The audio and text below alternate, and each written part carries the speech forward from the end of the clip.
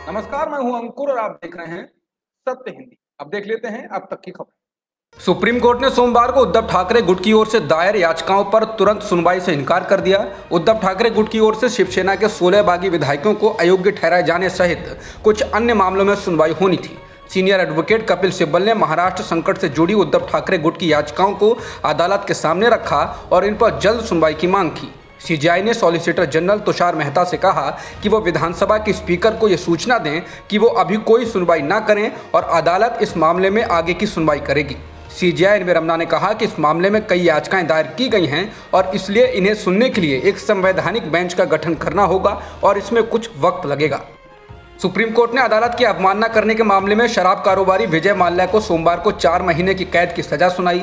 शीर्ष अदालत ने विजय माल्या पर जुर्माना भी लगाया है। सुप्रीम कोर्ट ने अपने फैसले में कहा कि विजय माल्या को अपनी हरकत पर किसी तरह का पछतावा नहीं है और कानून की गरिमा को बनाए रखने के लिए उसे सजा देना जरूरी है।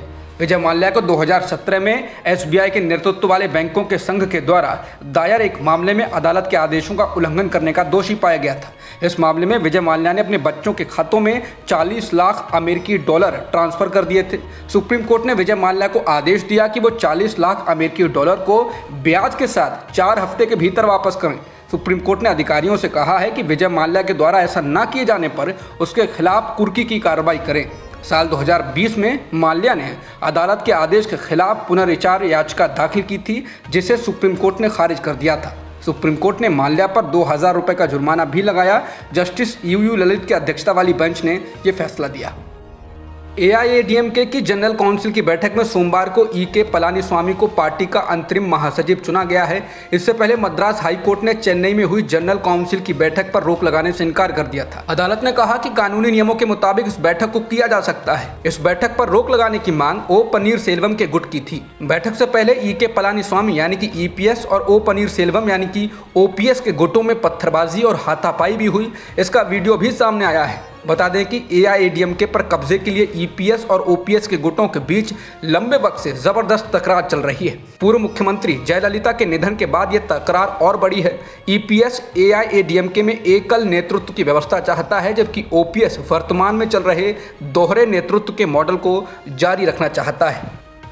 एआईएडीएमके की जनरल काउंसिल की बैठक में अंतरिम महासचिव चुने जाने के बाद के पलानीस्वामी यानी कि ईपीएस ने दूसरे गुट के नेता ओ पनीरसेल्वम यानी कि ओपीएस के खिलाफ बड़ी कार्रवाई की। ईपीएस ने ओपीएस को पार्टी से बाहर का रास्ता दिखा दिया है। अब यह साफ हो गया है कि एआईएडीएमके में ईपीएस ही ताकतवर नेता हैं और पार्टी के भीतर एकल नेतृत्व का मॉडल ही काम करेगा।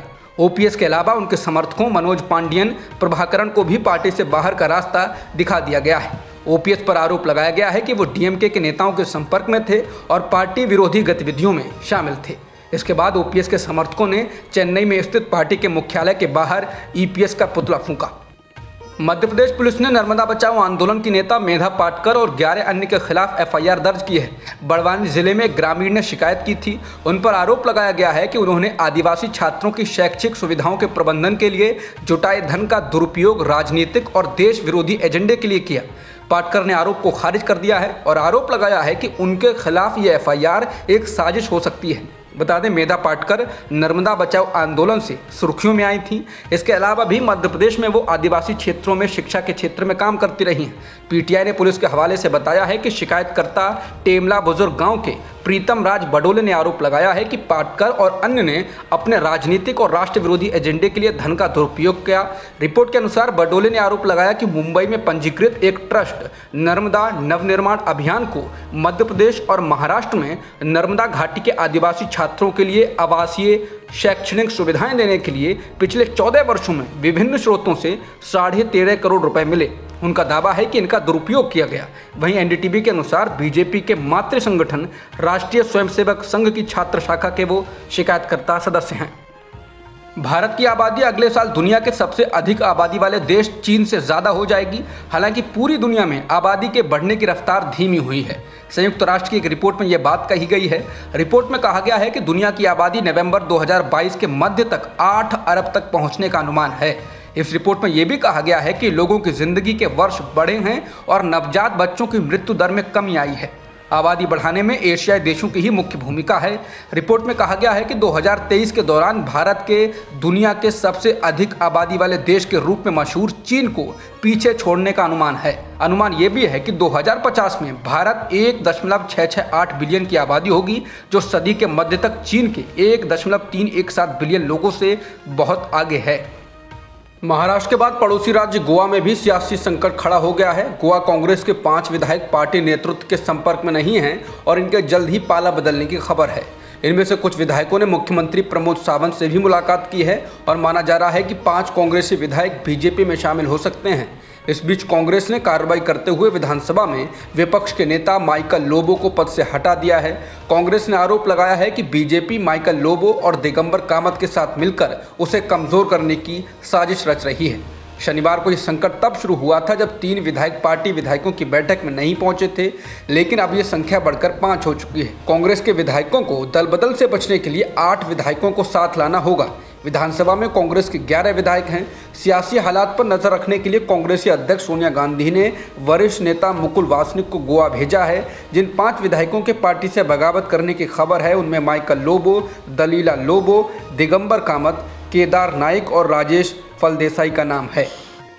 श्रीलंका के राष्ट्रपति गोटाबाया राजपक्षे बुधवार को पद छोड़ देंगे। देश की संसद के स्पीकर ने इसकी घोषणा की है। राष्ट्रपति के इस्तीफे के साथ ही स्पीकर 1 महीने तक राष्ट्रपति का कार्यभार संभालेंगे और इस दौरान वहां की संसद नए राष्ट्रपति का चुनाव करेगी। इस बीच खबर है कि देश में अब सर्वदलीय सरकार बनाने की चर्चा शुरू हो गई है। प्रधानमंत्री रानिल विक्रमसिंघे ने भी अपने पद से इस्तीफा दे दिया है। यह घटनाक्रम तब चल रहे हैं जब देश में हिंसक विरोध के एक दिन बाद प्रदर्शनकारियों ने राष्ट्रपति के आधिकारिक आवास पर धावा बोल दिया और कोलंबो में प्रधानमंत्री के घर में आग लगा दी। जब इन इमारतों पर हमला हुआ तब ना तो राजपक्षे और ना ही विक्रमसिंघे अपने घरों में थे।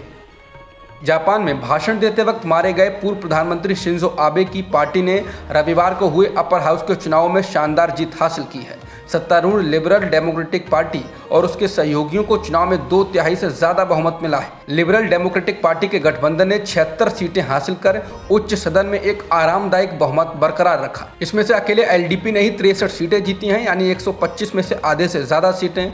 इस बार चुनाव में पिछले चुनाव के 48.8% वोटिंग के मुकाबले 52.05% मतदान हुआ। बता दें, शिंजो आबे की जुलाई को चुनाव प्रचार के दौरान गोली मारकर हत्या कर दी गई थी। हालांकि चुनाव प्रचार जारी रहा और रविवार को मतदान हुआ। इस व्यापक जीत के बाद प्रधानमंत्री फुमियो किशिदा को 3 साल के लिए चुनाव में जाने की आवश्यकता नहीं। अब तक की खबरों में इतना ही। बाकी खबरों के लिए बने रह सकते हैं आप सत्य हिंदी.com। नमस्कार।